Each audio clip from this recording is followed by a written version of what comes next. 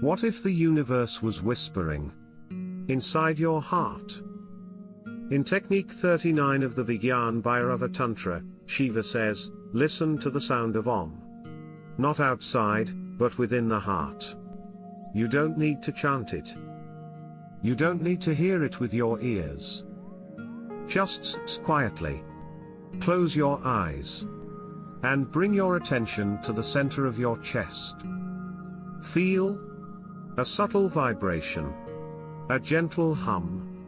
That's Om, the eternal sound, already alive within you.